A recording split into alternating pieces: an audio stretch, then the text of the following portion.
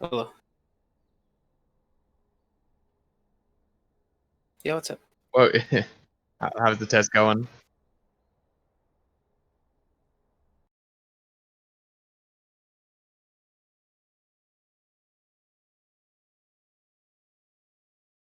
Hey, welcome to Risen Esports. We have an excellent game for you today here. I am Kyric, and sitting on the bench, literally right next to me, my good friend Tame, who is in fact not Tame. How you doing today, friend? Uh, I wasn't where I was benched, so my day is not going so well. We're already getting into pick bands here versus Risen. For Risen and Bethany Esports, Risen is currently 5-0, completely dominating the UCL. Bethany is 3-2, looking to make that a 4-2 and knock Risen down a peg. As we get into picks and bans phase one, we have Jim's, his eternal one trick, the Ivern banned out. Ezreal and Aphelios taken away from Danny Cute Body, which is not anything too exotic, considering that they are the two strongest ADCs in the game right now. Any thoughts on the first round of picks here, as we do see the last pick for Risen coming up here in just a second? The two strongest ADCs in the game It's right never now. good to see something that you're not familiar with, like the Ivern. So a good ban on my list any day. We see a lot of stuff that you typically do see a lot of meta picks here. I always like the Echo, very safe, very heavy utility. We do see a Misfortune coming out here, which I do like, but I haven't seen a Braum on either side. Of course, we could always have the support Galio right there, but I would expect to see a Braum picked or banned in the next few selections. If I'm not mistaken, of course, you never know what people like to innovate these days. What I'm interested is to see, we see a Callista over here, and with the Echo, it's a lot of damage over time, not necessarily full burst. I'm thinking maybe they'll go heavy damage, possibly in the jungle, mid, or top. What do you think? Yeah, I mean, I don't disagree. I actually think that from what I know and what I've seen of the players, I think it's going to be Galio support. Definitely a good idea to take out the tank mage support bruiser assassin fighter DPS burst mage Ornn. He's never wanted to be seen on the Rift. The only time I've seen Risen drop a game was when that character was on the enemy team. So, not a bad look here. I think Wukong is honestly one of Jim Cantor's best junglers, but we've also seen in the last couple weeks it be played top for Risen. So it's sort of a good flex pick for them, and I think it was a good first lock. Their first round's looking actually pretty hot, because we are going to see the Shen. I believe that's going to be the Shen top. I think it's going to be... I'm thinking Galio support Shen top, but so far, every week that we've followed Risen's journey thus far, they have always picked a lot of flex picks. I think it's like sort of almost their signature style at this point, where you can't lock them down because they're just going to pick anything they want and put it in any lane they want. 2 weeks ago, we saw them rock out with a Soraka ADC. It didn't work, but we saw it. Hey, listen, if you can catch someone off guard and it takes the Nexus down, then I'll do it. I don't care how disrespectful it is. We do see the Trundle coming through, which, looking at the bans here, obviously we see some solid bans. I am surprised that we did not see a Trundle pick or ban until now. I mean, Trundle is the menace of the jungle. He is the troll of the jungle. He rules it with an iron or an ice club, I suppose you would say, as we see the Renekton come up here. But it looks like we have pretty solid teams on both sides, though I think the Wombo combo with the Wukong Misfortune, Galio, the Shen, I think they're looking for the team fights, they're looking for the catches, the Wombo, and I really think that it's going to take them a second to get that team rolling right there. But I do like it. It's very safe, lots of opportunities to engage, and there's what brings it together. Cassiopeia, which I think was the missing piece they needed to make that a fully solid comp. And we're looking at some two very solid teams here. It's hard for me to say which team I would favor for this. Yeah, I mean, obviously, when we're at this caliber of Elo, when we're into the players that a lot of them have potential to be seen on the fringe of the pro scene here before too long. I mean, both these team comps look excellent. Both these teams we know can execute, and both of them have winning records. So it's going to be really exciting to see what we see. Looking at Bethany Esports overall draft, they have a really strong front line. They have the Leona who goes for the gargoyle. They have the Trundle who steals all your stats. So he has really good targets to steal from with the Shen and the Wukong, both. If he wants the more bruisery stats to steal with that Subjugate, he hits the Wukong. If he wants to be a tanky boy, he hits the Shen. But Bethany has a lot of, like, regeneration, staying power, the ability to have a long front line, the ability to really zone out of objectives. Whereas you had mentioned earlier, Risen, with the Wombo, just able to come right in and just be like, we're going to Galio ult in anybody that gets caught out, then we're going to Wukong spin around, then we're going to Misfortune ult, then we're going to Shen taunt everybody, and if anyone gets away, Cassiopeia is going to turn you all to stone, and it's going to start again with the round 2 of the Wukong ult. So, I mean, for Bethany Esports, the key to the game here is definitely going to be to not get themselves caught in that Wombo. If they can avoid it, then you're looking at weaker pieces overall, I feel. I'm inclined to agree with that. One thing I'm noticing is that while they have excellent utility all throughout, Echo's going to bring a good amount of damage, and he'll be able to put a dent in the team, but it looks like most of the damage is going to have to rely on that Callista, which, if he is the one who ends up getting caught out, that could spell some bad things for them. But I'd say let's take a look at the lanes here. It looks like we got Shen versus Renekton in the top lane, which I would say is more of a skill matchup, though I do know that Renekton does like to push that lane early, and as natural, they're probably not going to let Shen get anything in that lane. They're probably going to push him right under tower. What do you think about that? I think that if they do push the Shen under the tower, I feel like that kind of works in his favor, because Shen is one of the hardest characters to dive in the game. He pops off that taunt, which, let's be honest, it shows him dashing forward, but the hitbox is about as wide as a freight train on that taunt. I think it was nerfed several times. It's not indicative of what the actual animation. So I mean, if you dive a Shen, you're just going to get taunted. So if he's farming under tower, that's fine, because he has the Twilight Assault, which allows him to have a really strong last hit. So under the tower, you just let the melee minions get double tapped, hit them once. You let the caster minions double tap or tap once. Then you hit Q, knock them down. Easy farm for Shen. The one thing is that if Shen gets a Tiamat here, he can really contest the lane against the Renekton early. Don't want to give him an edge. It's like you said, it is a skill matchup, but you have to beware of pushing Shen under his tower, because sometimes the ninja likes to hide in the shadows. Ninjas are sneaky fools, though. Shen is sort of a lot like a ninja on large Sherman tank treads, but that's a story for another day. Perhaps the lane might come down to the jungle, which, since we're talking about it, I know who I'm pegging for the jungle here. Don't get me wrong, Wukong is sneaky. Wukong can outplay, but in my experience playing Trundle jungle, there's 2 people that I believe that can more or less beat Trundle the jungle, and Wukong isn't one of them. So I think that it's a very, very strong possibility that Jim Cantor is going to be on the run from the Wizardish's Trundle here, and that could spell some doom for them. Yeah, definitely. I mean, especially when you follow Risen's journey so far, there has not been a single game that we have casted live where Jim has not gone for some form of an invade in the game. It's almost like his signature. So here, if you go for the invade on that Trundle, you have to be very, very careful. The times that we've seen him invade, he was like playing Trundle and smacking like an early game Graves that didn't have his Q off of cooldown and things like that. So, I mean, it's definitely a different dynamic here. So I kind of agree with you that I think that Bethany has the edge there, at least early. Mid lane there's not a whole lot to say. There, a snooze fest, I believe, is what it's called professionally. Snooze fest. If Echo can get out of the lane and roam, he can make a lot of stuff happen. But Cass can push really, really hard with the Twin Fang. So it's almost impossible to roam against Cass unless you're just dropping plates. And Cass kind of wants to build the lane kingdom. So yeah, snooze fest. And the bot lane is just dependent on hooks and taunts.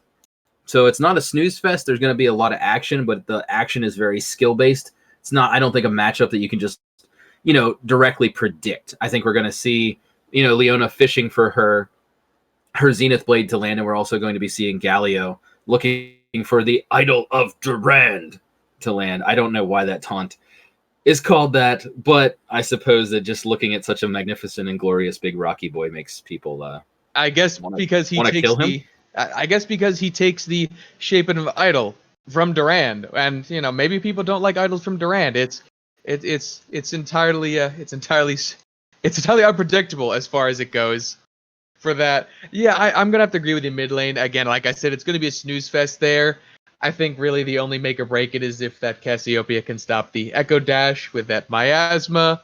Of course, that's a hit or miss. One thing I'm sort of interested to see is how the objective game is going to be played here. Because I know Trundles, for a fact, like to go for those early dragons. They like to pick up Heralds immediately. And Wukong can do an excellent job of taking both, but I would have to say that if Trundle walked in on Wukong trying to solo one of those objectives, it wouldn't go so hot. Whereas if Wukong walked in on Trundle, Trundle can still get away with murder and possibly even take Wukong in that 1v1. I'm wondering if the Herald is going to come into play more, or if the Dragon's going to come into play, and if it really takes that long for those to mean a whole lot. Because after all, getting Dragon Soul, it sounds easy on paper, but it's a lot more difficult in practice, especially if the game is winding up quickly. Right, you are, Kyric. Lots of great information to share here. Unfortunately, we have to go to a quick delay here as we are about ready to get into the game. We've yapped all our time away. We will be right back here on Risen Esports.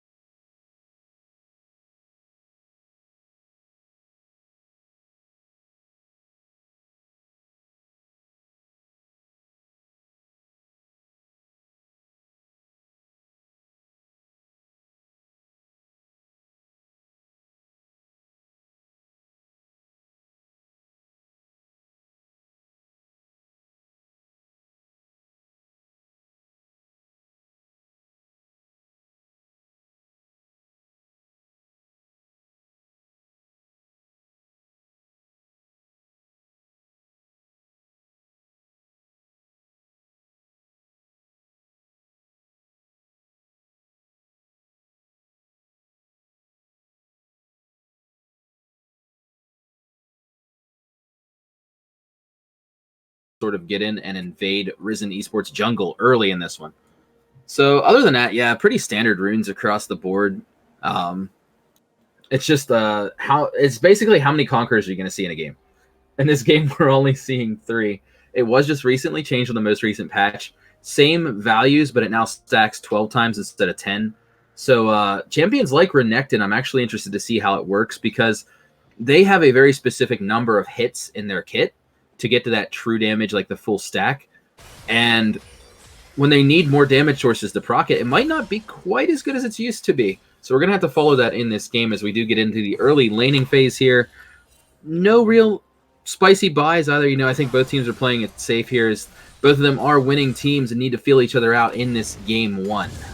You're not wrong. And with Conqueror taking 12 stacks, it will make it a little more difficult. I think 6 Renekton is primarily melee. Maybe won't make as much of a difference, but you never know. It definitely looks like he's going for some very early aggression in the top lane. We saw pretty regular starts in the jungle here. Both junglers starting at blue buff. Nothing to really be said about down there. We have an initiation in bot lane. Some serious damage coming on to Danny Cutebody there.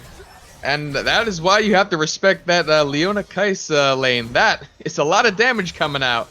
And Leona's base damage from her passive has been nerfed more than once. And sometimes people think it wasn't nerfed at all. Yeah, I mean, worth noting, too, is that Danny Cutebody did kind of just sort of step up there. I wonder if they were, like, limit testing or saying, come at me, bro. But he was definitely a little bit out of position there, I feel, in this early lane, as we are going to be taken back and forth across the lanes. Just taking a look at the early scoreboard here. Jungle is deadlocked, and neither of them have chose to invade each other yet. Looks like Trundle is setting up around that early scuttle. Otherwise, aside from MF being down a couple CS, everything's normal, as we see nothing happen in the bottom lane. Not as normal as I'd like to say. If we take a small look at the flash on Wizardish, I don't know what happened there. Maybe red buff spooked him? You never know. Though he will not have that for an early gank, sadly, as he burned flash a little prematurely. What's interesting, though, is that we see Barlow actually pushing in Hanjay in the top here. Not something we usually see, but since Wukong, Jim Cantor is near that side of the map, just getting scuttled now, maybe that's really a lot of pressure forced onto Wizardish Trundle, just kind of staying mid or bot lane. There's really not a lot of places for him to make plays, and it looks like he's trying to invade here, but he's going to be sorely disappointed, and we're seeing a very slow game to start off with, though. I do like that the CS difference in the bot lane is going toward that Kai'Sa. She's going to be a menace, especially with the damage they are putting down there. I believe we have a Kalista in the bot lane, not Kai'Sa. They are both Kai'Sa. They're both weird, and I mean, one of them at least has a personality. But my mistake. No, it's totally cool. Happens to the best of us. I think Shen's getting the early push in the top because, he's grabbing the grass procs. He gets the shield, and the Twilight Assault sort of almost automatically pushes with how much extra magic damage that adds to his autos in the early game. So he really wants to be, I assume, going straight for the Tiamat so that he can be competitive in the lane and then use the proc to sort of harass and everything as well. Jim is shadowing him here in the top lane. I don't really expect him to go. Oh. We see a lot of stun coming down over here. Barlow takes a lot of damage, though. Jim Cantor wants to make a gank. I don't know if he can pull one off, and it's just not going to be able to happen over here. It's just both jungles having difficulty making plays here. I think maybe a little miscommunication there. I'm not sure if you've ever been playing and your jungle gets near your lane, and the jungler's like, hey, man, can you play a little stupid for a second? And, you step up, and Barlow's like, man, I'm playing stupid, but my legs are getting broken. Well, it looks like Baboom just got stunned by Leona. We've got the Trundle Pillar coming down. Flash goes down. They're under the tower, doing serious damage, and first blood goes straight away to Barcode on Echo. Wow, what a gank to start off the game. Yeah, really good coordination there. Really good props to Ascend there, using the flash with the Zenith Blade to really get in and just start off that initiation. I mean, it's going to reward them with an early Drake here as well. There's no way that they lose that with Kalista just stacking the spears into it. And that is also going to be a free dragon straight onto the side of Bethany Esports. Now, I know Ocean Dragon is the dragon of choice for late game, though getting an early Ocean Drake, obviously not being Soul, it never hurts. That's a lot of sustain to have in lane to start off the game, and it's going to make it that much harder for Risen Esports at the moment. Though, I gotta say, bot lane may be ahead now, but with Barlow having his level, he just hit level 6, and he is Stand United. He'll be able to get to bot lane in no time at all, or mid lane if anything goes wrong again. So you can be sure that Bethany Esports might be a little more cautious. Yeah, I mean, there's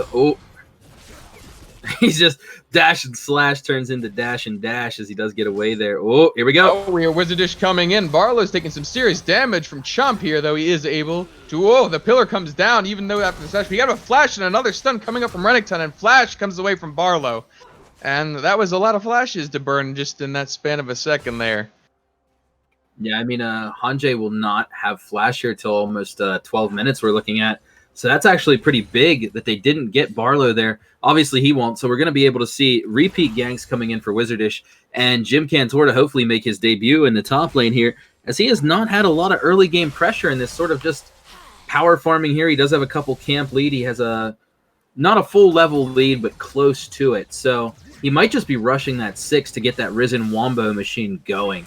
At this point, we do only see, despite the kill and the Drake, only about a 400 gold lead in the favor of Bethany, which means that Risen is out farming them in the lanes. Yeah, we do take a look at the gold difference. It is a little bit shy of a 500 gold lead.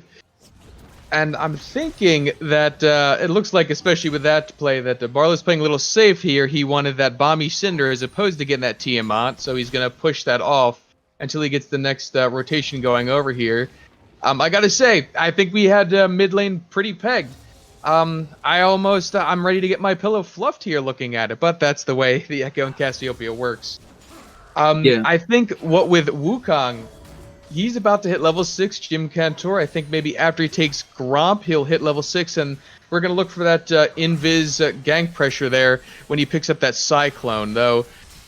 We see Sen kind of coming in. Sen likes to gank that middle lane, and maybe they're just going to wait for another play for next Dragon, or perhaps Jim Cantor is going to make Cyclone as Sen kind of is lazily trying to clear that ward. Got in some trouble here as Wukong lands the Cyclone immediately, trying to knock up the Leona. Oh, lands it again. We have initiation coming from Galio over here. Oh, the Kai'Sa ultimate comes up, and they get away scot-free, not even a flash burn. Yeah, I mean, that was a heavy investment from Risen there. I think, if anything, maybe the Cyclone was pulled out a little early. Oh, we have a dive going up in the top lane. Oh, and Barlow just gets destroyed. Oh, and the Echo ultimate saves it once again. Whoa, only 50 this, but Chrono Break did save him from that final turret shot. They are putting a lot of pressure onto Barlow up top, and I guess because they specifically don't want him making any plays. Though, even though that Cyclone, even though a kill didn't come out from bot lane, it's not about the kill. It's about sending a message, right? And they just want the lane dominance back on their side of the map, I think. I mean, the message sent so far is that if Risen's going to sit in the lanes and just farm it up and try to go for minions, then Bethany Esports is going to start killing them and pressuring across the map.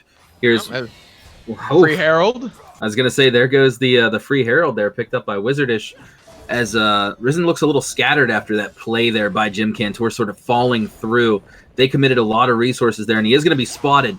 So now Wizardish also knows where he's clearing and what he's clearing. So that kind of limits his playmaking potential as he does get caught on that ward there in the top. And we just see the clearing keep coming down. While it might seem like slow goings with a few kills here and there, it's very much on the side of Bethany Esports now because they can scale up pretty well with the exception of Renekton, but he still hasn't completed too many items yet. I think that this next play is going to be a Dragon. With this kind of lead, with a Dragon and Herald already in the pocket of Wizardish, I think they're going to look for this free Air Dragon, and they're going to want to take it and get the ball rolling. If they can win this Dragon fight, then they might be able to snowball harder than Risen Esports can even compete with. Yeah, I mean, I wouldn't say knock them out of competition with only a 1K gold lead, but yeah, picking up an early Cloud Drake is Usually more preferable than a later one because that ultimate cooldown means a lot more early when you're, sort of in that roaming phase where later on, you pick it up and, oh, my ult's already up. I'm using it in a team fight and now it's down and the Ocean Drake doesn't, or the Cloud Drake doesn't let me use it twice in one fight. So what's the point? Oh, we see a fight coming up over here. There is a stun on the key, and then Misfortune Bullet Time comes down really early. And wow. Well, I mean, Bullet Time and Fate's Call were used almost simultaneously, but I guess they're going to trade that dragon for a turret top because we see Barlow again being attacked. Oh, he's going to get caught. And he gets stunned by a chrono shift, and more damage comes down, and Barlow is once again assaulted. And that Herald, that's going to be first tower in top lane, and it's going to be a lot of damage on that second tower as well. Traded for that, though. It looks like Ascend is taking some damage. You got Chrono Shift coming down, and Leona ultimate. It looks like Boats is trying to put some damage down. Couldn't quite get it, though. Look at the top lane, though. That's going to be 2. That's 2 towers. Ooh, that's an extra feels bad. So you see this? Oof. Over a 3K gold lead right there. And I gotta say, it's a rough time. It is a rough time for Risen Esports. They haven't had too much success in that bot lane. Looks like they're gonna be able to get a few plates here, but they weren't able to get any kills that they committed to. And it's sort of sad to see because that's a pretty wily bot lane. Leona's super tanky, and Leona that's tanky and can get away because of that Callista Fate's Call. Nothing you want to deal with at all. Yeah, absolutely. I mean, it's not out of the realm of possibility that Risen can win a team fight and really get back into this one. Worth noting, too, they did pick up that Cloud Drake. While Bethany was making that huge play top lane, Jim did manage to sneak the Cloud there. So all is not lost. Soul is definitely still a win con. Losing 2 towers early is really, really devastating. Shen doesn't really have a safe place to farm besides his base. If Renekton decides to freeze the wave or just lock him down, there's really nowhere he can go. I mean, he's at the mercy of Bethany at this point. But you know what, though? As much focus as they put on their top laner, of all the top laners in the game, Shen is one of the best weak side top laners. He still has his ult. He still has his zone of protection. He still has the taunt. It's kind of like the reason you put Galio in support. It's just because his kit is so good.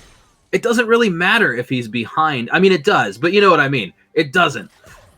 So absolutely. As long as he can stay in the game and use his character's kit well, all is not lost. And it looks like they're really going for him again. They just do not want him to have any good times here. Looks like Jim Cantro's coming up for an attack on Hanjays. We also see Baboom coming in as well. We see Chilling Smite go down. Cyclone comes down. And we see a ultra from Renekton. Cyclone goes down again. He's taking some serious damage, but all that is burned is Flash, and Hanjay gets away with a few things burned, but an even trade as far as Flash goes. Though Wizard Dish does sneak that red. Yeah, it's like Risen's being proactive across the map. They really are trying, and that looked good. I don't know to you, but to me it looked like, you got the 3-on-1. It's looking good, but it just doesn't come up good. On paper, they're good initiations, and I agree that Shen is always useful, but I think that's maybe why they hit him so hard to begin with. Maybe they want him to use the Stand United and let Hanjay keep putting pressure top, and maybe he'll get an early inhibitor. Maybe that's kind of what they're going for, because they put so much pressure top, and they gave up Cloud Dragon. Sure. As Wizard Dish is taking a romp here, we see the taunt comes down onto Ascend, and he might... Zone just comes down, or rather Stopwatch. Bullet Time comes down, he gets away. Is Keen going to be able to kill him? We see Stand Unite coming down, as well as Teleport from Renekton. That's Fate's Call comes in and runs away. Another teleport coming down. We have a fiesta going on in the river with no objectives up. Wow. Being the ultimate clown fiesta of previously unforeseen proportions coming down in the river here only on Risen Esports. Oh, what a time. You kept watching and we kept thinking, something big is going to happen. And it was close, but never in that moment. It still took a little bit more. But we see the gold lead. Was it Leona or Galio that hit the cone? Because I know Leona wants to hit it to get away, but the animation looked like Galio wound up to hit it. It was hard to tell with all the graphical effects and stuff going on there, but if Galio was the one that hit that there, then Keen has to be feeling a little bit sulky right now.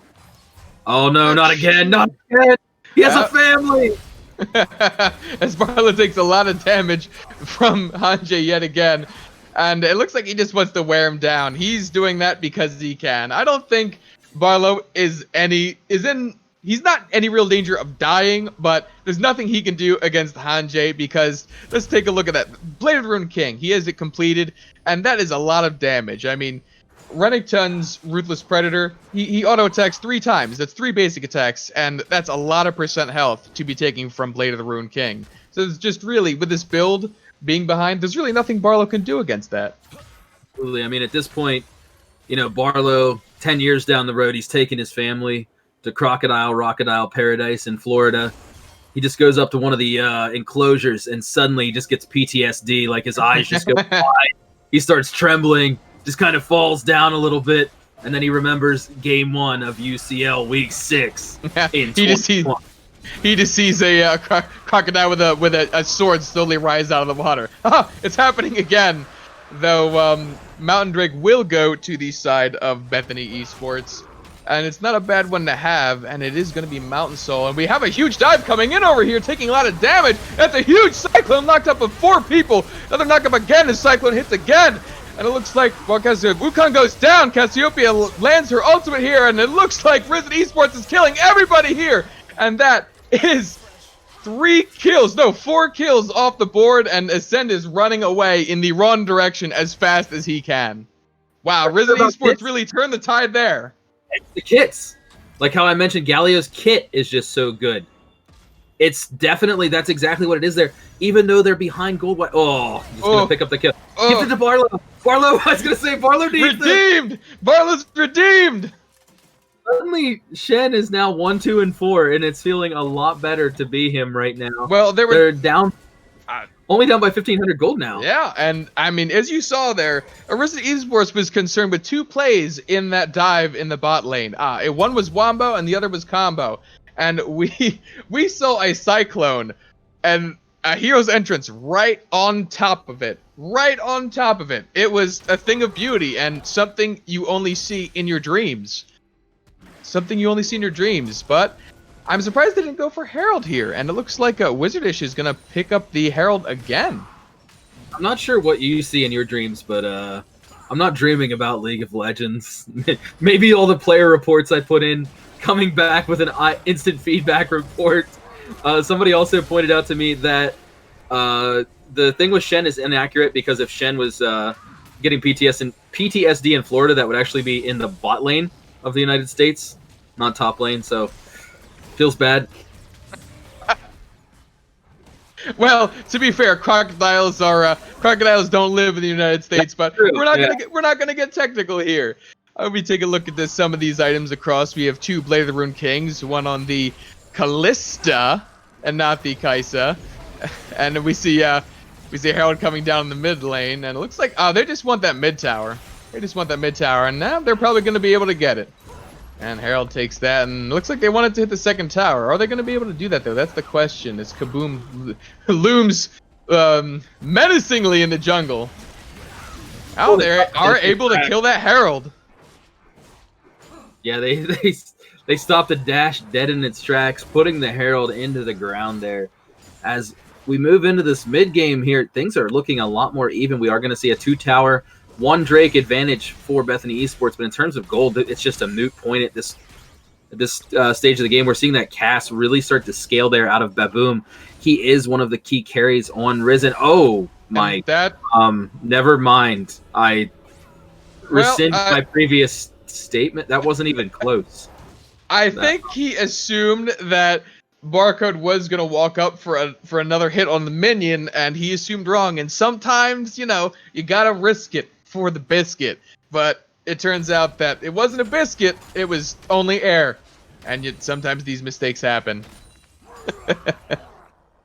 Yeah, I mean, now that you can actually see the hitbox on Cass's ult, I don't know if you're aware, but in 10.10, she actually got visual clarity added to her kit. A lot of the skins got like updated graphics on their skills and everything. It makes it feel a lot worse when you can actually see the hitbox on her ult, because then you know how badly you're missing. Back in the day, we could have been just like, oh, that was so close. That was a good try. Now it's like, he was like 2 Teemos outside of it. But wait, they were at the fountain and you were at your fountain. Nah, it was close. It was close, I assure you. Though we do, and let's take a look at the items here again. Now that there's no heralds running down the mid lane, we do see that Ryle is on Baboom's Cassiopeia. Never a bad thing to have, as Barlow's continually taking abuse in that top lane. We also see an early Executioner's Calling on Misfortune, which is a little curious.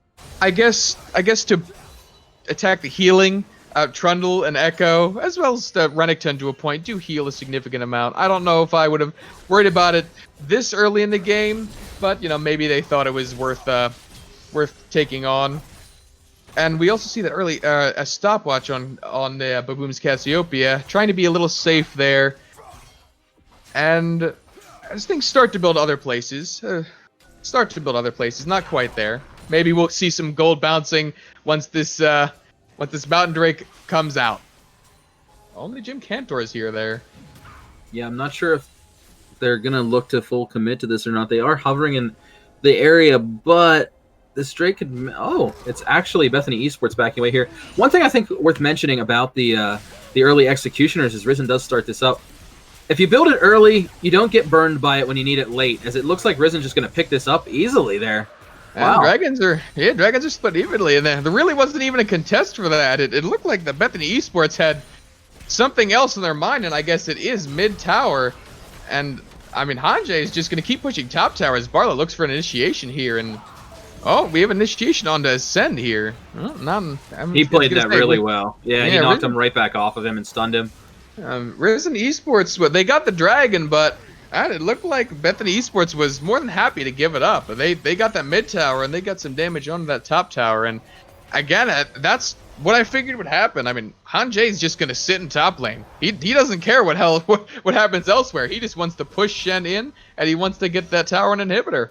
That's his mind. His mind is a one-track mind. Well, I mean, he may have been a Tryndamere player in a former life or something like that. Oh, are they going to pursue this? No, they're not going to pursue this. I like to think we were all Tryndameres in a former life, though I don't think I've ever locked him in, so up for debate. Yeah, I think I played Tryndamere like once in ARAM, and I like regretted it pretty heavily. The flexing of the taunt there. Oh. The taunt over the wall. Never give up, never surrender. Nothing is taken easily. One thing that we it looks like Barcode he is still in possession of... Okay, all right, never mind. False alarm. Though Baron is the next objective up, and it looks like Risen Esports wants to get the early vision on it. My only question is, will Baron become an objective without a catch? As Keen is getting attacked by Wizard Dish right here. Though, Wizard Dish is not alone as Barlow comes in, and a lot of damage comes down as Keen gets away. Oh, Wizard Dish... He activates ultimate and walks out. Subjugate, and then walk away. It's like you said earlier. It's like you said earlier in the game. Sometimes it's just about sending that message. As we are going to see, worth noting in the mid lane here, Baboom is now a 2-item plus Cassio. Worth noting is that the Haunting Guise is one of the best components in the game.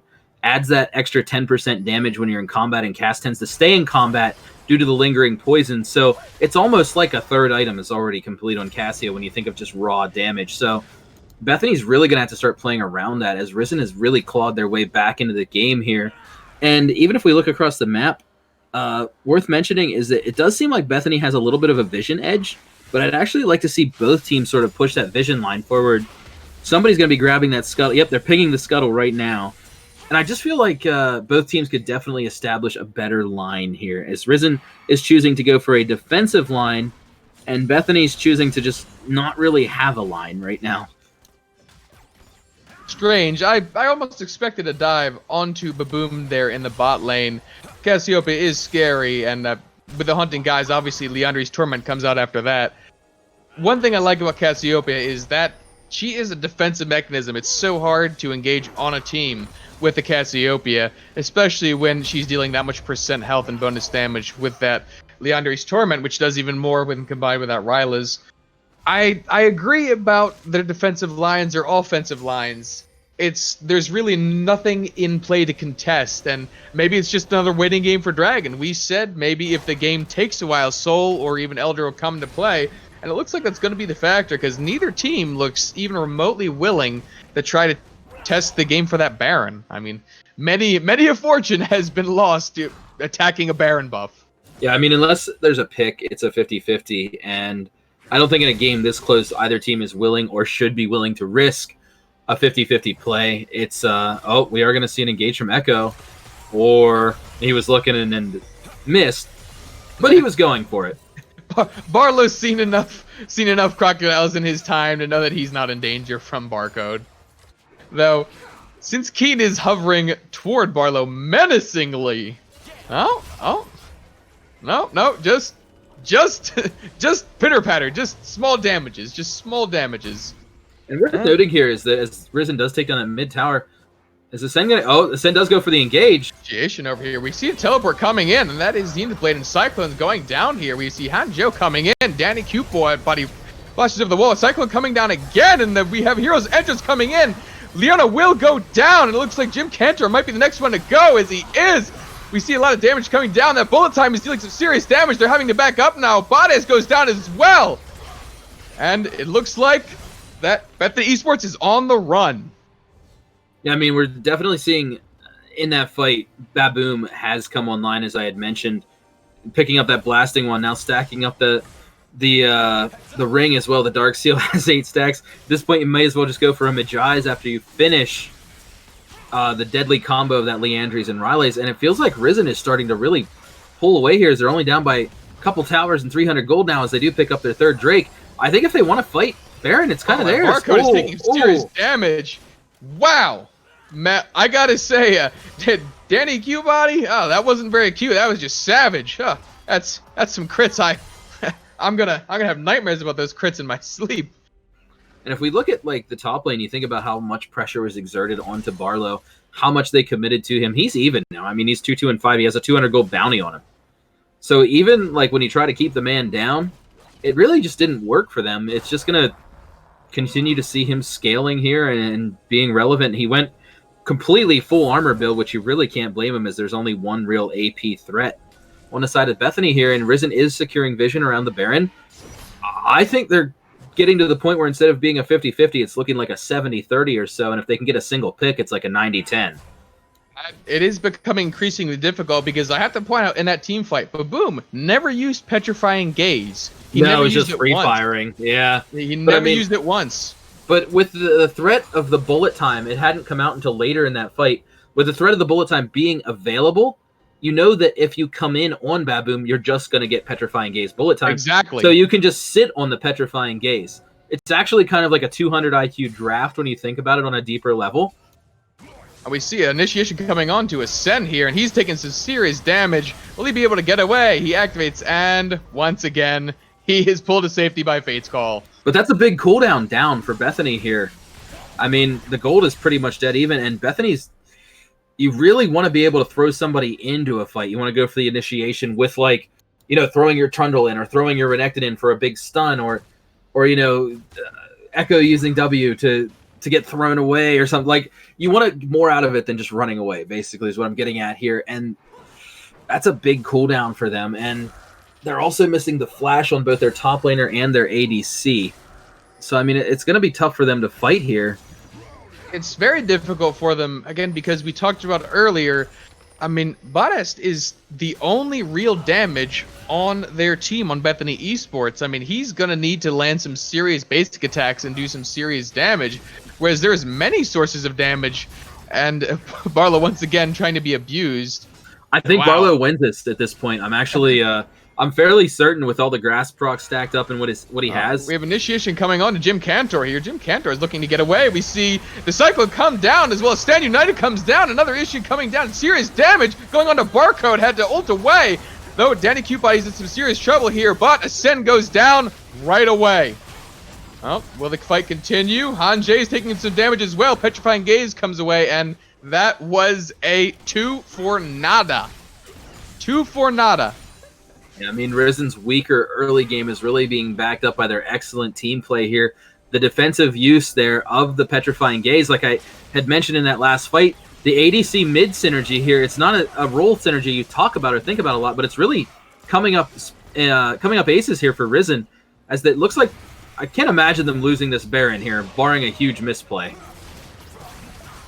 They're just taking a lot of damage. They're just zoning him off there, and they're trying to zone Wizardish off of it as well as Baboom is just destroying Bada. He can't get away. He's so tanky. Oh, he can't go, and he goes right down. Oh, and Barcode goes down right away, and Wizardish will go down right after as well. He tried. He tried so hard, but the Baron was left with 87 health after that. And I noticed that really funny there is that Barlow just kind of stood there in like disbelief after the Trundle was dead with the Baron at 87 health there for almost a full second. He's like, guys, whew. Okay, we're good. So Risen has now taken a commanding lead here. They will be fighting that dragon, looking for Soul with a Baron buff here. How do you contest a Soul point when Risen has Baron here and they're going to have all their lanes shoved out here in just a second? Do you give up the Soul and hope for a last stand, or do you try to make the Soul your last stand here? What do you think? Say that the Soul is going to be your last stand, because if they get Soul, that's just inevitability. As far as I'm concerned, Barlow can just, or rather Jim Cantor can just walk forward and zone. And sure, you can throw Jim Cantor to the wolves. Just throw his body at them. Dump Cyclone, get killed. And then guess what? Keen comes up right on top of him and lands the damage. I mean, bullet time, if Misfortune's bullet time lands a stray bullet, that could be enough to get a kill with Elder alone. So I'd have to go for Elder Drake. I mean, it's a scary thing to give up as an objective, because that's a lot of damage, because it just straight up executes you, and we see them trying to compete for that Mountain Drake, and there's a lot of damage coming down. Stand United. Ascend is taking some serious damage. Petrifying Gaze goes down. Echoes get killed before he can even use his ultimate, and Leona goes down as well. Wizardish is taking some serious damage as well. He will go down, and Hanjay is trying to get away, but too much damage and crowd control is coming from Baboom, and he had to flash the wall as Bonus is trying his best to basic attack his way to freedom. The crit from Danny Cupebody is just sickening. I'm physically sick at seeing those crits. Yeah, I mean, unless Callista can really get, 4 to 5 autos into you and then rend, you're not really looking at a lot of damage coming out of a Callista just hopping around. You're thinking of Callista as more of this safe ADC, the immobile ADC, as it looks like Risen's just going to push to end here. Look at that massive shield on Keen. I mean, if we take a look at Keen right here, he's shielded for almost 700 damage. That is insane. Obviously, about 450 of that is magic, but still, Risen is just completely in the driver's seat here, and the game has turned around in ways that I don't think you or me or any of the viewers here would have really called until that one play in the bot lane at around 12 minutes just really let them back into the game. And we're here at 3350. They're not going to end yet. I mean, we see a stud coming down. Where are you going, bro? Misses, bro, where are you going? Wait, what? Ascend, where are you going? Ascend did not want them to get away, but they did. Rough stuff. I mean, Ascend and Barcode there don't win that fight. Not 3v2. Not with Leona Echo. I mean, I don't know really what... It might have been just a Hail Mary player looking for a pick. They may not have had vision on the third member of Risen there. The Hail Mary might be their only option as we wind down. I mean, it is almost a 10k gold lead coming in on here. And Barlow, while 2 people are coming at him, including Ascend, to be honest, I wouldn't be that worried if I was him. No, he's trying to put some damage down, but I mean, if they get him, is it worth it? As we see Danny Cupebody coming in here, and Baboom, and it goes the opposite way as we see Shadow Dash come in, Wizardish gets destroyed. And it basically looks like Bethany Esports is grasping at straws here. It is a sad day. We have a Flash coming in, and we have a double Cyclone and Bullet Time combo. Wombo and Combo have just showed up in the lobby, and they are wreaking havoc as we see Heroes Entrance come in, as well as Petrifying Gaze. Yeah, the overchase there on the side of Bethany just feels really, really bad when you're going that far and overextending. Oh, Barlow wins this 1v1 if they choose to get that. Barlow's just... He's only down 2 CS coming down from Danny Cupebody is insane. Bodice can't get away. He's basically attacking his way, but it's just not going to happen as the crit takes him down as well. Hanjay tries to go back, but he's taking too much damage. They're killing them in Fountain. And Yeah. I think we know who are the winners of this particular game. As they try to make a valiant last stand, it won't even come down to Elder Drake, as Risen Esports bided their time, scaled up, and they are going to win out the game here by killing that Nexus. Though not before getting a few more kills. Yeah, Risen Wow. just going for max disrespect there. It's like you said a couple times in this game, it's about sending a message. And the message sent here, as the Risen Esports can come back from a deficit, they can and will overcome a weak early game here to take over the series 1-0, as we will be right back here in just a few minutes as we get into Game 2's draft.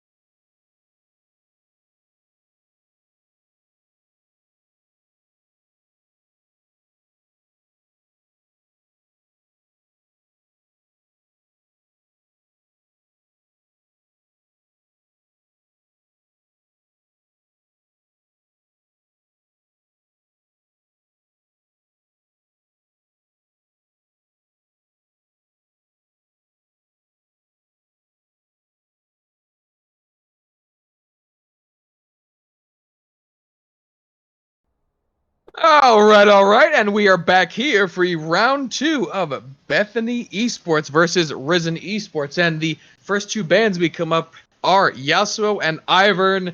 It looks like Ivern is the scariest thing that Bethany Esports has in their roster. Nobody wants to see that. My current caster, he was actually killed by a fully stacked Nasus, so he is respawning. Just a moment on him. He did not take revive. That mastery has since been removed. We actually see Set and Varus get banned as well. And I wonder if we might not see an Ornn. I mean, Ornn has made it through, or it did not make it through last time, but it could make it through this time.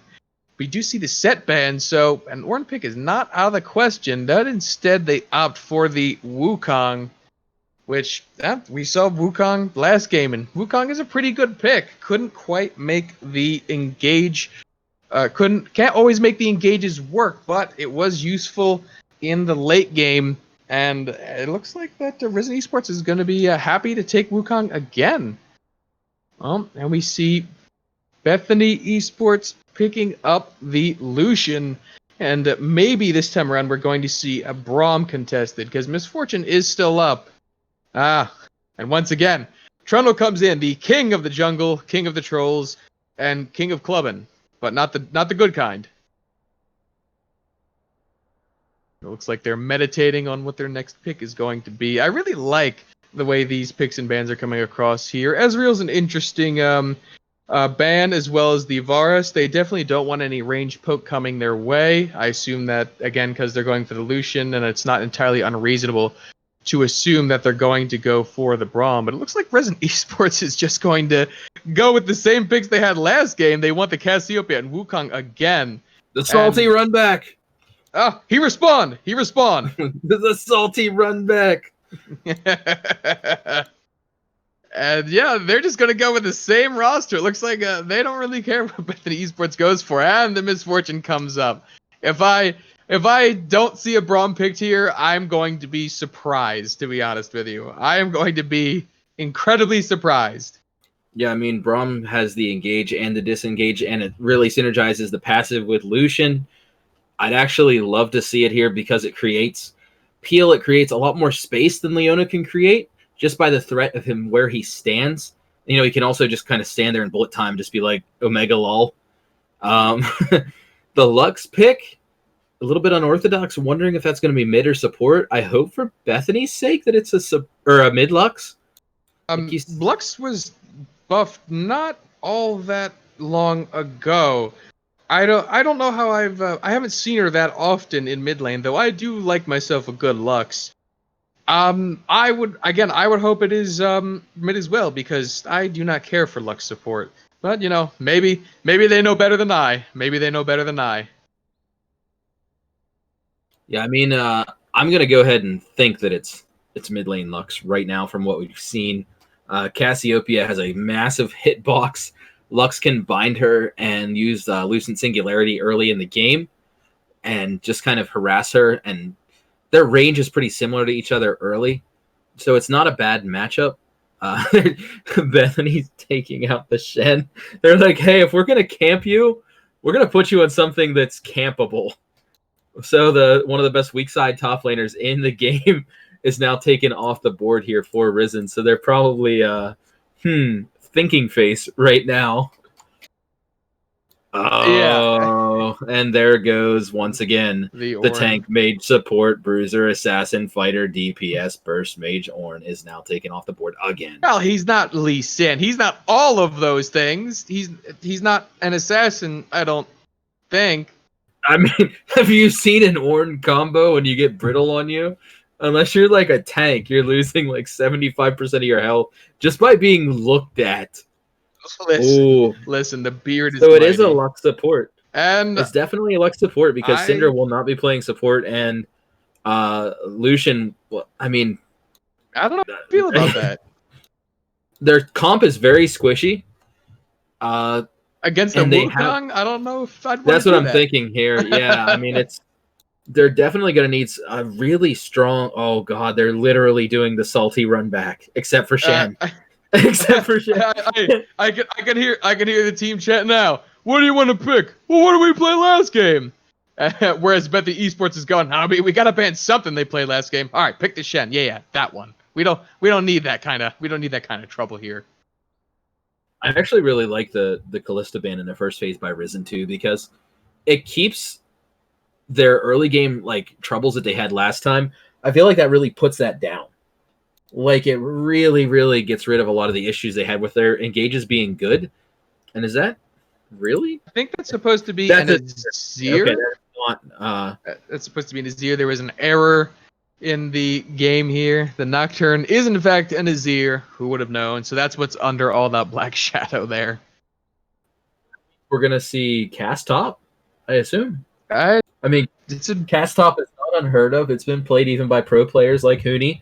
Back before Huni was a rampaging. I gotta be nice. Back before Huni was a bottom tier rampage player. I can't say anything else. Well, you know, for the listeners, we'll dial it back a little bit, and we see an Olaf come up here.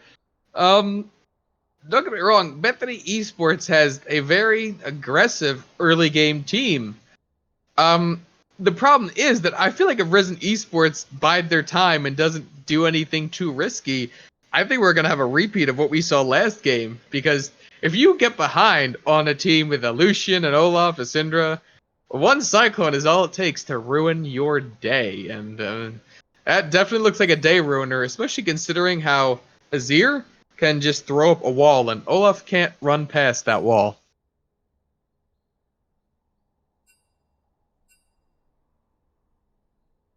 Yeah, I mean, it's going to be interesting to see here. Like, if Bethany does get ahead and snowball early, I mean, Syndra's still a pretty big threat right now, too.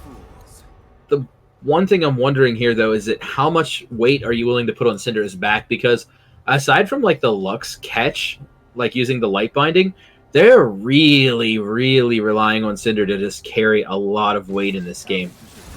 Like, they're relying on Syndra to kind of disengage any gauge that Risen puts on them, which means that she might have to ult to start a fight and then scatter the weak.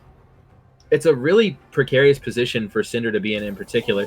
You know, we can herald Risen's draft and, you know, herald their victory by complimenting their draft, but they're also just kind of running it back. So there is the chance that Bethany may have learned something in game one, and they're now saying, you know, we learned this matchup, we learned how you play that champion.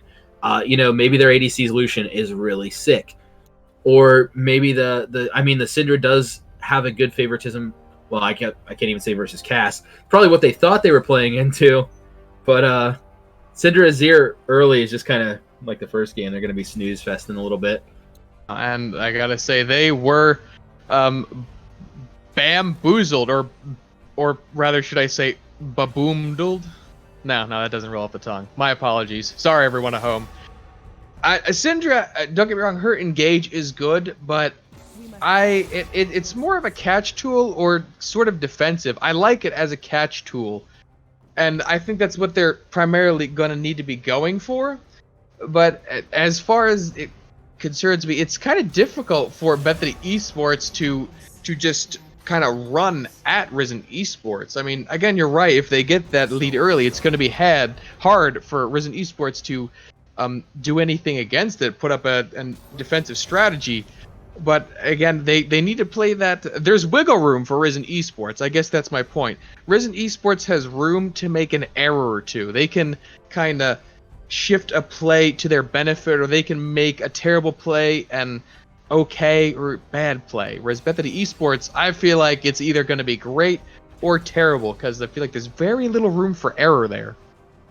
There is very little room for error, but I mean, if they dominate the early game like they did in the last game here, they might be able to just sort of deathball it and end by like 25 minutes or so. From what I'm seeing here, the average Diamond Plus game in NA right now actually ends in about 29 minutes. Obviously skewed a lot by like FFs and Ragers and stuff like that. But the last game went close to 40. So, I mean, if Bethany could get that bag earlier, kind of close it up, I think they have more of a chance in this game if they do play the early game as well as they did the last time. And it might come out a little differently this time around. I was certain that Wizardish was going to be playing Trundle again, but as we see, Ascend is actually picking up the Trundle in that bot lane, trying to, I guess, get that special peel for... Alright, I'm a little confused now. Okay, so it's a Syndra bot lane and it's Lucian top. Alright. Well, I wasn't paying attention. Alright, I was a little confused, but now it doesn't make sense. It's not a support Lux. It's not a support Lux. We've been bamboozled. Yeah, I mean, We've I been feel like bamboozled. with the way the comps were going to shake out there, that we basically had to see something like that come out of Bethany. I actually like to see the proactivity in a lot of the flex picks. That's a pretty good lockdown lane early game. That's a good kill lane with the pillar and the QWE combo coming out of the Syndra. And Lucian can trade into Cassio really well early in the game. So I mean, but once Cassio starts scaling, you're kind of sad facing about the Lucian top. So again, I think they're looking to end very early here. You're not wrong. And if there's another jungler that's very impressive early, it is without a doubt Olaf.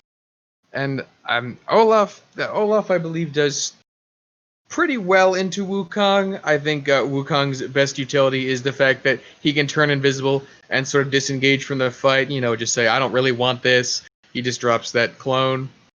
But the thing about mid lane I'm looking at, whether junglers contribute in mid lane, I was feeling a little worried for Baboom on Azir, and I was feeling very good for Barcode on Lux or on Syndra, because Syndra actually does pretty well into Azir. Azir tries to look for a little bit of damage or poke, kind of steps up a little bit, and Syndra can just land Scatter the Weak and get an easy trade on him and just kind of float away. Whereas with Barcode on Lux instead, it could be a little difficult. I mean, I think Baboom's going to try to oppress that lane and push Barcode in his Lux very, very hard, very, very early. So maybe the early game, maybe it won't go as easy to Bethany Esports as they want it to. Yeah, we're going to have a well-fought game, and I'm looking forward to getting into game 2 here. We're going to take a short break here as Risen does lead this one 1-0, looking to take the series here and go to 6-0 on the season. We will be right back in just a moment or two.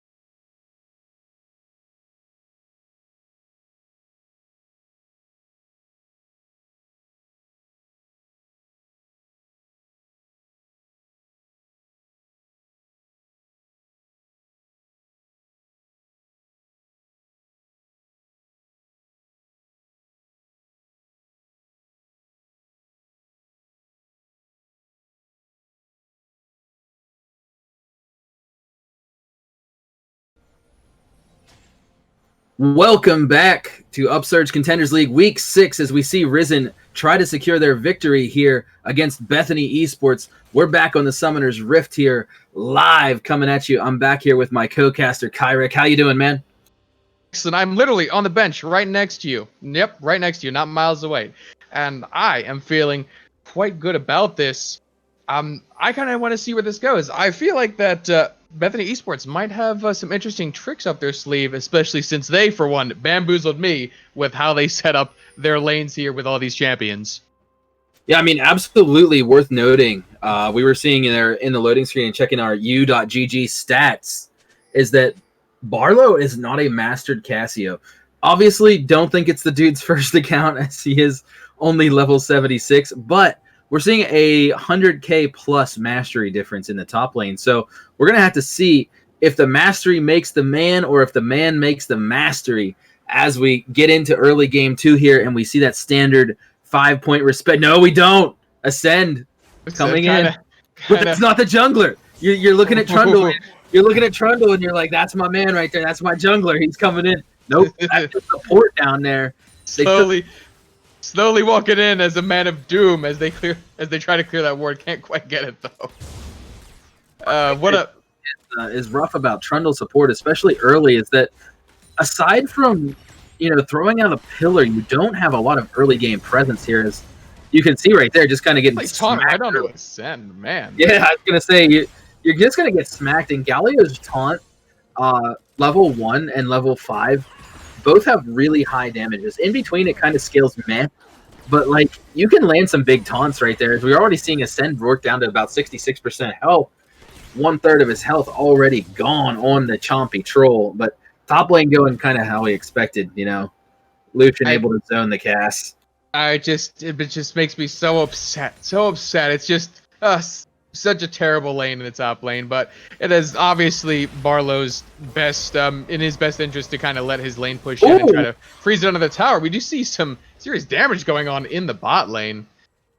Lots of trades there, and it could go either way because Ascend and both Danny Cutebody have taken some serious damage there. And, it is just the same story top lane. Barlow is just having a bad time. We haven't seen any action from the junglers just yet, though. Looks like Jim Cantor is looking to rectify that. As we see, some nice damage from, we see from double up onto Bodas there. I mean, you mentioned the top lane, and yeah, it's a struggle early. But I mean, the value of a scaling cast cannot be understated. I mean, absolutely. Yeah, even if you're down like 50 CS, as long as you're not basically chain feeding, you're going to be relevant. You're going to hit very, very hard, and you're going to be up in levels because you still have a solo lane. It's not like Barlow has ever been behind before, Yeah, never. Absolutely not. We've only seen him in these weeks so far in the Upsurge Contenders League at a massive advantage. We are seeing Baboom actually taking some abuse from Barcode here, and it looks like Jim Cantor kind of wants to relieve some of the pressure, but when you know your way around Lux, that's certainly a lot more interesting. We do see the Arcane Comet taken on Barcode, opting for a little bit of AP damage instead of anything like what would you? I forgot the name already. Not Thunderlords. Well, at any rate. We talk Conqueror Lux? Are we going that route now? I don't think we're going Conqueror Lux. No, not what I was getting at. The red one. But Electrocute?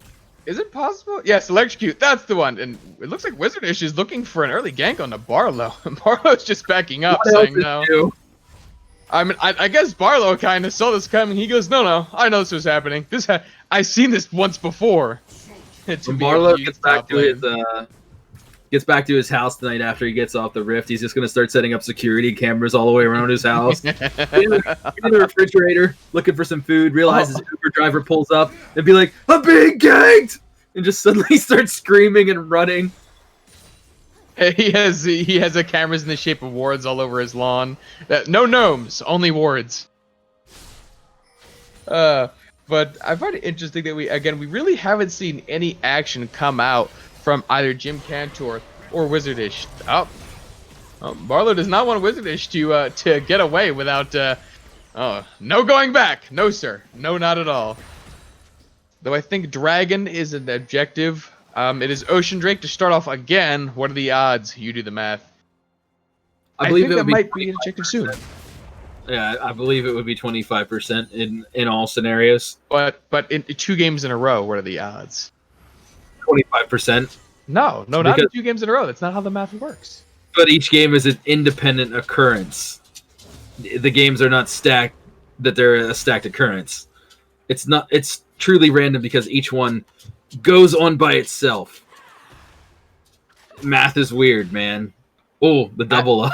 The double up just stacking Bodas there. We're getting a little existential here. Oh, well, stun coming down on Denny Cute Body. I don't know. I think that's more of a philosophy than math we're talking about. But how can it be argued? Oh, we see a lot of brawling coming down, but no. Oh, the ultimate up in the top lane. It looks like Hanjay is trying to set Barlow back, but Barlow is able to get away. All this said, though, and you see Lucian going for the really aggressive 2 Doran's Blade versus Barlow just having the ring and looking for the, there we go, I was going to say the Tear of the Goddess. Only being down 7 CS with all the harass that you're getting put on you, I think is actually a victory at this point. Because you're down just like a negligible amount of gold and a tower plate. The plate is, I'm not really sure where they were going. Spark come out from Lux. Yeah, I was going to say, I'm not really sure. And that was... Well, you have to remember that Final Spark is one of the lowest cooldown ultimates in the game, only at 60 seconds, so he's probably thinking just for the damage, it's worth it. And that's probably one of the factors that allowed them to get such an early Ocean Drake. I mean, we are seeing sort of like a deja vu scenario here, but I don't think Risen's going to be too upset about that one right there. Losing the early Ocean Drake, they don't have a lot of real, harass that they're worried about people healing up. I don't think they just kind of want to scale. They want to chill and just lane. So, watching Bethany Esports having their laners heal back up is not the biggest deal in the world, especially not 2.5% of health per second. Not this time around. Not with the ultimates like Cyclone and Hero's Entrance, which we're going to be seeing those fairly soon because they're both level 5. But man, a lot of abuse on the side of Baboom. I thought he would have more difficulty with Syndra. Oh, we have an initiation bot lane. Butters had to flash away. Ascend is taking some serious damage trying to defend him. Will he be able to get away unscathed? And he is able to get away with his life, but not unscathed, as they both have to go back. It's maxing his W Shield of Duran first, which is fairly standard for support there, but I was a little bit shocked when I saw the Q there land on Ascend and, just sort of tickle him a little bit. I'm like, oh, here comes the chunk. And the chunking never happened. So we are just sort of seeing up lane's pretty even, mid lane's pretty even. All the action so far is coming out of the bot lane here. Olaf is out farming Wukong, which you expect a little bit early, as Jim is setting up something in the bot lane, it looks. Jim Cantor does want the initiation. Probably going to go for Ascend early. We see the talk coming in, and it does go on to Bodas, doing a lot of damage. They don't have their ultimates yet. Cantor goes down in the heat of a second, and Keen is right there, has to flash away, and he will be able to get away. But wow, that damage coming out from that support Trundle. I don't think anyone else saw that coming. Though we see it. Oh, talk goes on, and he looks like Ascend's going to go down. And it just gets thrown right back. And a flash comes down from Danny Cupid. He's going to be able to get the kill on Bodest. And wow, talk about the reversal. The double kill on the Misfortune early is absolutely massive. The ability to pick up that 600 plus gold. And, I mean, already with a BF sword, you're looking at basically, in essence, revert about 14, 15 minutes here, which is going to be feeling pretty good, or even earlier, depending on what they go for here. And I don't see anything really stopping MF from getting a solo plate here either, as we are seeing Keen reset. Yeah, and Jim Cantor was the only one who sort of did anything the whole time. And sure, they picked up a kill after the fact, but he got bursted within a quarter of a second. It was insane.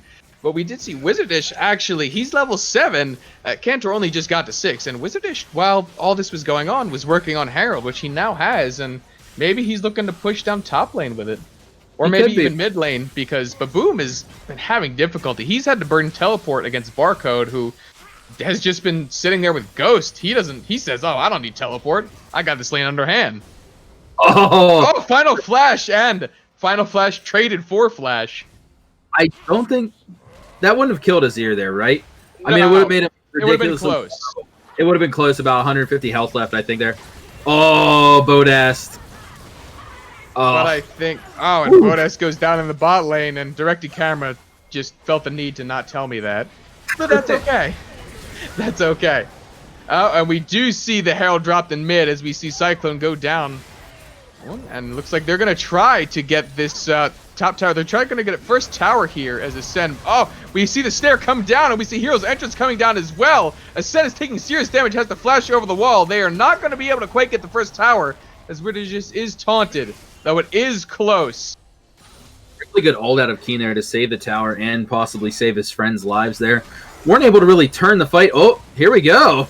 Oh my goodness. More damage onto Ascend. We have a knockup, and it looks like Keen? Olaf is unstoppable. Keen Keen? goes down. Question mark? Wizardish was just not having it. Can casters question mark ping? Like, will anybody see it? That was definitely questionable decision making there from Keen. I see it. Oh! Oh my We have a goodness! flash. Oh, didn't quite land it. Dang it. Didn't quite land. Somebody, I need pings. I need them right now. Light binding couldn't quite find its mark. Oh, and the top thing we see in bot lane, Misfortune is a unique case. You wouldn't think she's a very mobile AD carry, but with Strut is a lot of move speed for an AD carry to have. I mean, to have 425 movement speed with Berserker's Greaves completed, it's so difficult to land skill shots against someone like Misfortune. And that's probably a small factor into why Bethany Esports has had such difficulty in this bot lane. And I mean, Danny Cupebody has been a standout player all season for Risen Esports as well, able to really, showcase their dominance, as we are seeing in Barlow, world. Ultimate's traded over here. Anjay and Barlow both trade ultimates, but Barlow has about had it in this lane. He's quite had it. I mean, we saw Mountain Drake get taken, but looks like Cloud Drake is going to be the Drake of Soul for this game, and Anjay knows he needs to go. He knows he is going to be under attack. Oh, but Barlow's not having it. They're in the top lane, like, do it, you won't. They'll be like, I'll do it if you do it. Do it, you won't. And then they both do it. Oh, they're going deep. Well, Risen Esports wants to go for a dive again, but or rather, Bethany Esports and Risen Esports learned this time around. They go, no, we're not falling for that. And when you dive, we're gonna be prepared for it, like we were last time. Now they aren't gonna fall for a play like that. They're sending 4 towards the bot, so they're matching 4-on-4 here. However, we are going to see Lucian be able to pick up that crashed wave in the top lane, missing about half the wave, but he's going to be able to pick up 2 here pretty safely. So things go back to normal. We take a look across the board here. Items are starting to come online. Cass kind of has like she's going for the garage sale, working on both the Zonias and the Archangels at the same time, which makes sense into Lucian. Lucian going for the Bork. We're going to see completed jungle items on both junglers, and Lux already has that. Lux already has a Luden's Echo. Her farm is actually very good. 145 at 14 minutes on a champion some people consider hard to farm on, because you basically have to E and auto attack every minion to get good farm on Lux. We do see the difference from gold there. That is a 1,200 gold difference in that mid lane, approximately. So yeah, I mean, Baboom is that no shortage of abuse in that mid lane, and he really knows his Lux very, very well. Oh, looks like we see the culling go down in top again. Just trying to get some free damage onto Barlow. Can't quite make it out. Then, and we go for a dive onto Barlow. Barlow's not having it. And we see, Petrifying Gaze burn and the teleport coming in. Oh, we have in bot lane, we have Bolt Time coming down. Bodas goes down, and his Sen just has to troll away. It doesn't matter when Danny Cupebody can land that much damage in one double up. And they taunt Ascend, and Ascend is just, they're just trying to abuse this bot lane. They just don't care. It really looks like Risen Esports has Bethany Esports' number at the moment. Every play they go for is almost not a mistake, but it's just they're prepared for it. They have an answer to it. They play it well. It's insane when you watch at this level play. Really is kind of micro versus macro though, because macro sense they have a tower, Risen doesn't. They have a 2K gold lead, obviously Risen doesn't, and they have 2 Drakes that Risen doesn't have. So I mean they're playing the map really well, but Risen is playing with each other very well. And that's what I mean when I say the sort of micro versus macro thing here is Hanjay is getting some vision there. It looks like they're really going for that collapse, committing to it in the top lane here. Barlow is vulnerable. Here we go. And it looks like we got the flash onto Barlow, and it looks like Barlow's going to be able to... Yeah, he's just going to go down, no problem. They didn't... not even worth the... not even worth an ultimate there. Nobody bothered. And once they secure this top tower, I think they're going to try to get that Herald pretty quickly. Or Jim Cantor might be looking to defend it. Absolutely, with tower. And these Cyclones, which surprises me. I'm surprised these Cyclone right there. Hitting Wizardish, I think that Cyclone was worth it. He waited until Wizardish had tower aggro there to make him take those 2 shots, which made them, second guess the dive, as Olaf's ult is not... Oh, it just became available again. I'm wrong. But, I mean, at the time, it wasn't quite available. So it really made him, second guess any kind of dive right there, I feel. It is about the timing, but you have to sort of look at Risen Esports. This is a story we've seen before. Every minute they get to draw the game out, they consider is a minute on their side. I mean, the longer the game went, the easier time they had. And I got to say that Bethany Esports needs to be careful here. They are not crushing the game as early as I think they need to have. No, they're definitely not. And I mean, a 3-0 Misfortune is just monstrous. She's always going to be relevant and scales super well, as the Herald is apparently getting a grand tour of the jungle up there in the top lane to decide it's not worth it to go for it. As Jim's going for it. They're both level 10 now. Jim did manage to catch up there. Only a couple camps apart in farm and the item builds. There's very little disparity here as well. They're pretty much going for the exact same thing.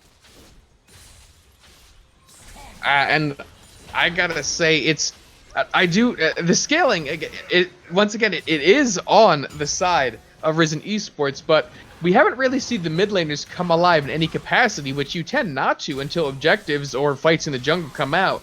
And I'll be interested to see whether the Lux is made more use of or the Azir is made more use of. But this dragon is going to go to Bethany Esports this time around. Went to Risen. Risen Esports. Risen Esports this time around. So that is a little bit of a trade-off, but free farming, yeah, and that top lane, that's all the and way up to Herald. CCS, yeah. So I mean, again, the micro versus macro thing there, Risen taking an objective as a team, Bethany pushing the map as a split units here, and he almost got that whole tower for nothing, no risk, no answer. Now he can just go over there and sort of shield play goalkeeper for Olaf, as that Herald will be going down in their favor. So I mean, actually, really close game here right now. At 17 minutes in, I mean, Cloud Drake, don't get me wrong, it's good to have. I would rather have it than not, but how much is it going to do you? Would I trade a Herald and a tower for it? My gut says no. My body says no. It's a rare occurrence because those two are fighting all the time. If you have a Cloud Drake and you're not really stacking 4 of them for soul or something, unless you give up 2 and then get 4 Cloud Drakes in a row, I mean, you really want it as the first Drake, because the early ultimate cooldowns are so long that having those couple extra seconds can enable another roam or another TP play or prevent a dive. You're right. At 17 minutes in the game, the Cloud Drake is kind of inconsequential. But I mean, it does stop Bethany from being on Soul Point, which I think is the most important part here. True. It is just a denial in that terms. And I guess if there was an objective to take, if they felt that they couldn't go for Herald, or if they felt that they couldn't kind of put pressure on that side of the map, perhaps it was the best thing to take off the board. We see an Oblivion Orb being built by Barcode here. He just not a fan of heals. Just no one's a fan of heals around here, which I think Cassiopeia is really the only one who gets a lot of healing this time around. So I mean, it's also that the runes are in such an insane state right now in the game. Season 10 healing is pretty crazy. I mean, everybody running Triumph and Taste of Blood, as we are going to see an Engage. And then Taunt going on to Ascend, and Ascend is not tanky because he's really not the jungle. Bullet time, and we see the stopwatch come down right here. Oh! And I think Ascend flashes away. His Barcode is able to save him with the light binding. That was some Wow. big club energy right there. Absolutely glorious. Ascend being able to get away. Like I said, showcasing the big club energy right there out of that Trundle. Did not expect it. Was ready to criticize the stopwatch as he quite happily proves me wrong. You never know. It's never over until it's absolutely over. And seconds in League of Legends, they matter. They matter. That's why some stuns are 1 second instead of, 3. The days when stuns were 3 seconds. Some nightmares we've had over here. But interestingly enough, we see very safe picks coming out on Cassiopeia, which is interesting. I think he could have gone. He's really committing to the Zonias, I think. Ooh, Baboom is in trouble over here. As Ascend is running at him, though it looks like Baboom's just going to Sand Soldier over the wall. Yeah, Baboom just happily Tokyo drifting his way back out of there. Fast and the Furious is a horrible movie franchise, but we'll save that for another time. I feel bad for even using that as a reference. As we are going to see the cast getting a lot of free farm here in the side lane. That's one of the things. Oh, and a Gage coming out. Taunton gets stunned by Bodas, but Wizardish is right there, and Keen is in serious trouble, has to flash. Oh, a flash traded for a few ultimates. You are seeing, though, Bethany is really pinging the Drake right now, and I think that they might be happy to have that flash, because even though Galio can't flash taunt anymore, he can still flash and then channel the taunt, like a quick taunt, or he can, taunt and then flash away. There's a lot you can still do with that. So not having that for this Drake is actually going to be pretty big for them, and you can actually see Olaf, at least we see there that Olaf is now pinging Galio's flash, as they are pretty proud to be able to get that. Yeah. Game's pretty even here, as we are going to see the 4th Drake spawning here in just a few seconds. Yep, 45 seconds till Drake, and there is a little bit of time on Herald, and it looks like he is waiting to drop Herald in the bot lane. He's dropping it now. The timer doesn't quite match up with when they wanted to drop it, and I think Baboom is going to try to prevent it from hitting that tower. And probably not able to do it, though, as Wizardish is just not having it. Oh, and the tower goes down, and Baboom dashes away. But they are able to get the tower, but they will not have that pressure for Dragon coming up, which Dragon is coming up in 15 seconds as we see a taunt go on to Ascend, who's getting nuked, and a Cyclone coming in as we see Teleport coming in over the wall over there. Cyclone hits a second time. No one's dead yet, but they're getting close. We see the ultimate from Sidra coming down, and as well as bullet time. A lot of ultimates traded. Barlow is coming up, and we see a flash from Barcode. Keen's looking for that taunt. He can't flash for it. They're happy that flash is gone. Barlow taking some damage as Hanjay's poking in the back line.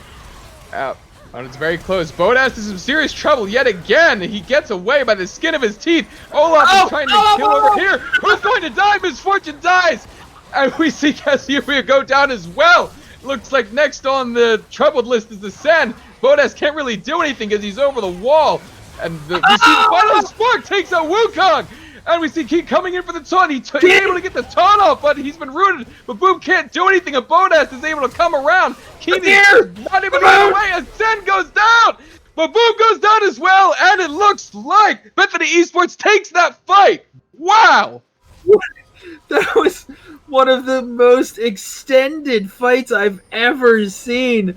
Everybody blowing everything. There is only one flash available in this whole... No, there's 2 flashes available. My hype moment slowly dies down, but wow. I mean, Wizardish dueling Danny Cute body down there on the Misfortune. Just wow. The fact that they both died on the same auto attack was something amazing.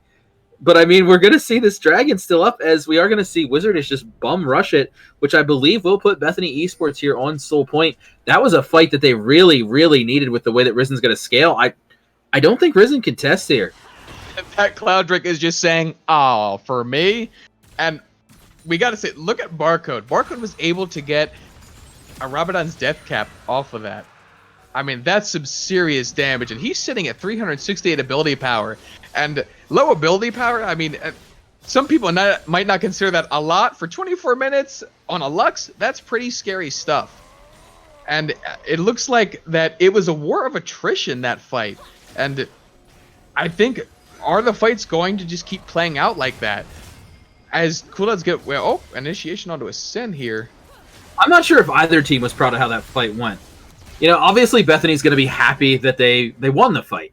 But I don't think it's really the way that they wanted to play it.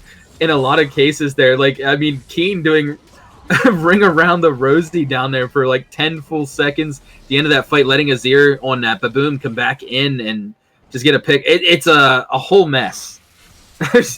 It's a whole mess, as we are going to start seeing some major power spikes come online here. With Cassiopeia now having the full 2 items, Lucian about ready to finish a second item as well.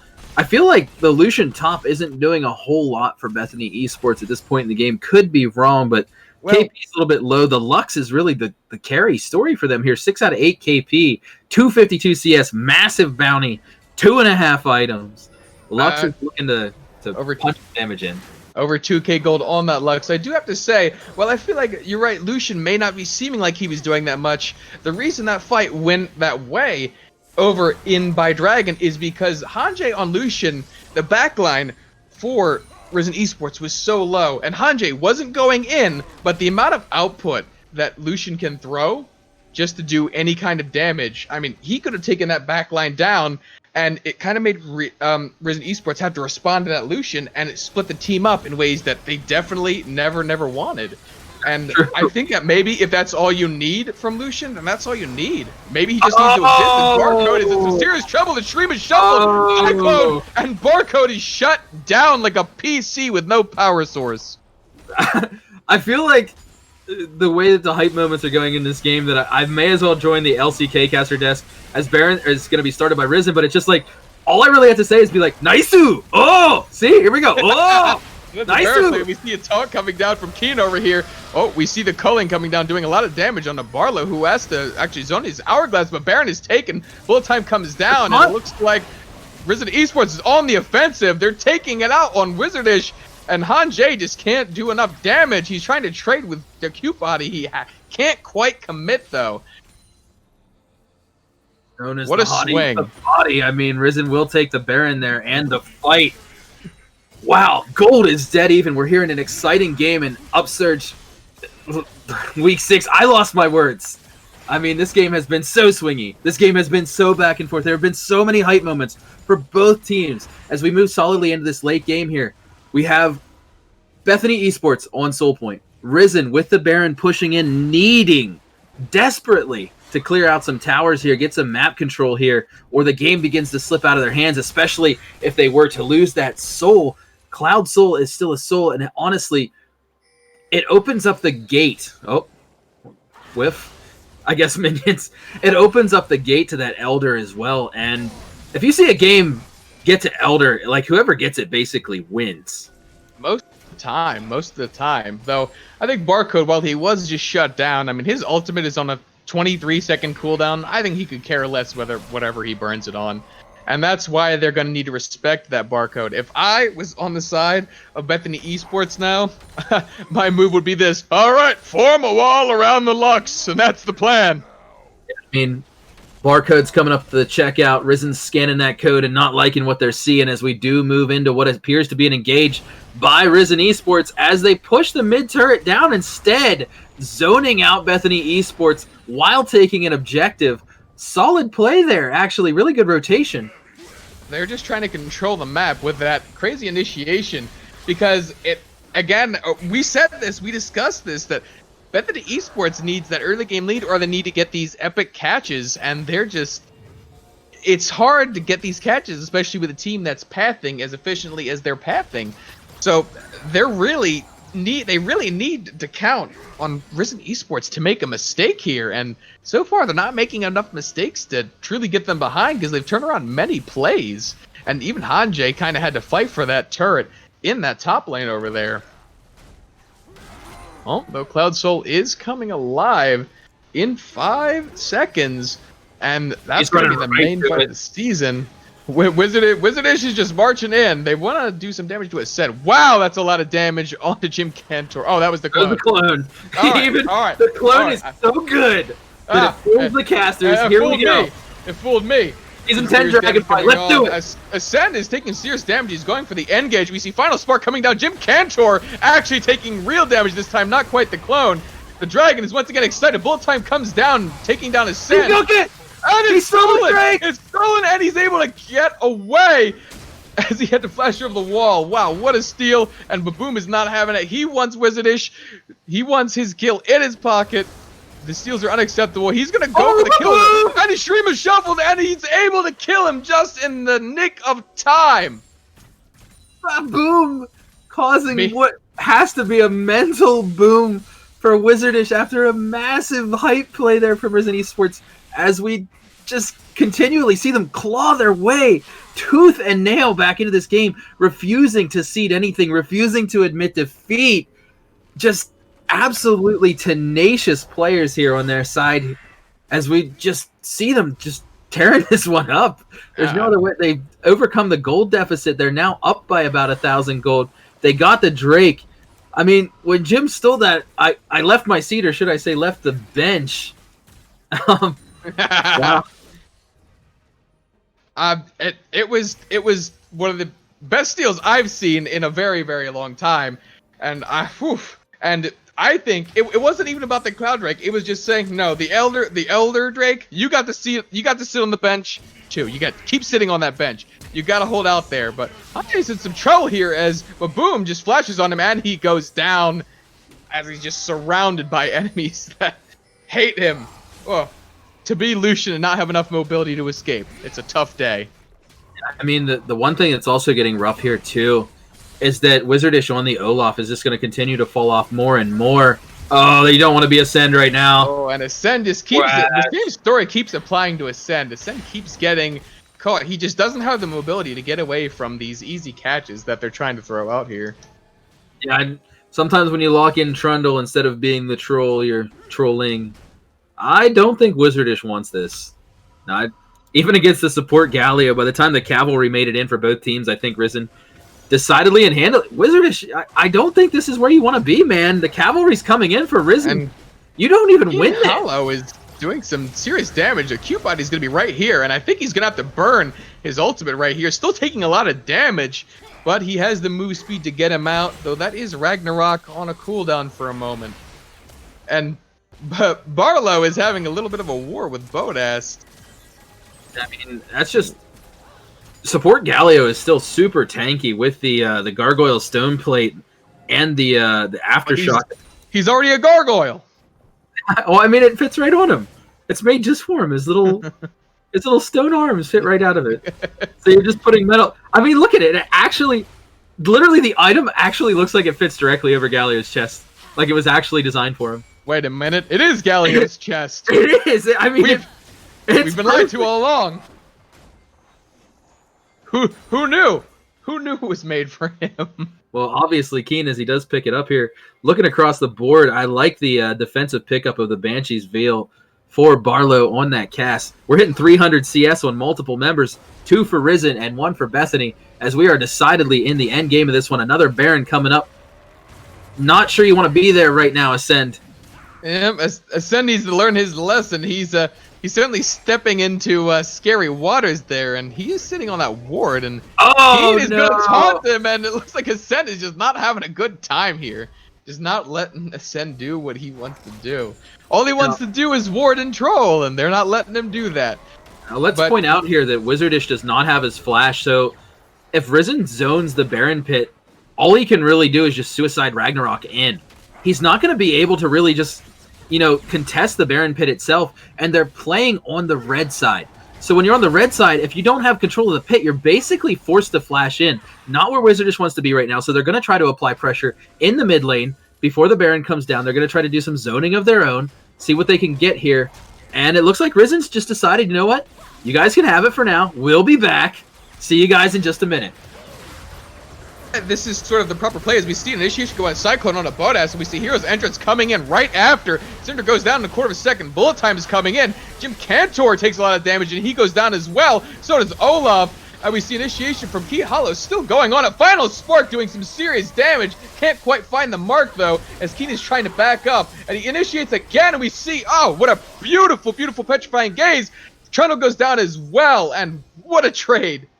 Good gravy. That's a 3-for-1, but I mean, Barcode is extremely low, but with how low the cooldown is on the ult, it's back up 3, 2, 1, back. Yeah. It is up. It's up. So I mean, like, it's really risky to start a Baron this low if you are Risen. However, I think with Danny Cutebody's pure damage and the TP coming in from Barlow, they will be able to secure this third Drake. And we're then talking about, if we look even at Danny Cutebody, Cloud Drakes are, people call it a meme, but we're going to be looking at like a 45-second cooldown bullet time on Risen at this point. When you stack 3 Cloud Drakes, that's a pretty serious offense upon the Rift. Yeah, we're seeing a 48-second bullet time at this point. Even Galio, who is known for having the longest ultimate cooldown in the game, now has a 78-second cooldown. Now. But absolutely, it is something that you never want to deal with. I mean, Lux just has 1 Cloud Drake and her ultimate's at 20 seconds. It usually gets that low by late game anyway. But you're right about seeing some of these cooldowns. I mean, I'm almost uncomfortable at seeing how low they are. I mean, Cyclone is on a 50-second cooldown. If they actually get the reverse Cloud Drake, it is just bad crackers for them. I mean, you really don't want to see that Cloud Drake come down, and that's some serious movement speed. Though we do have to, again, we have to respect Barcode's items here. Fighting them in narrow corridors like they did with that low cooldown is something they want to do. He has Rabadons, he has Void Stab. His build is almost finished. I mean, if he gets a full combo on somebody, they're either going to be dead or just about there. Oh, here we go. Initiation coming on. Hello. We see Cyclone coming in. 2-man knockup. Petrifying Gaze comes out. Lucian dies almost instantly. Jim Cantor gets away by the split of a hair. Bodas can't quite do anything. Ascend is doing his best to try to put some distance, but it looks like... Whoop. And Barcode goes down as well. Bodas goes down, and that might be the game. There's no reason for Risen to not end here. 50 seconds. They can just push. Danny Cutebody doesn't even care. Yeah. Nope, that shield is big enough. They're just going for it. And it's looking like the game is about to wrap up here as they're just running at the turrets. Ooh, and Galio that tanky, nothing's going to happen. And Risen Esports showed them that you do not let us have the same exact bans with the exception, or the same exact picks with the exception of a Cassiopeia. We will take the same roster and win every time. You better adjust your pick and ban phase. Overcoming a gold deficit again, overcoming adversity, and almost like a deja vu game with the same comp. Risen will now move to 6-0 in the UCL here. Big congratulations to them. Bethany, you guys are now 3-3. Keep trying. You guys are straight in the middle of the pack. I'd rather see you guys move upward than downward. You guys played really, really well today. One of the most entertaining games I've seen in a very, very long time. It was a pleasure to cast it, and I hope to be casting you guys games again. Definitely keep landing those crazy ultimates. It's the best thing we like to see. And I hope to see you soon again, guys. Yeah, that'll be all from us tonight. I hope everybody's enjoyed the cast. Taking it away here is Tame with my buddy Kyric. We will see you guys again next week.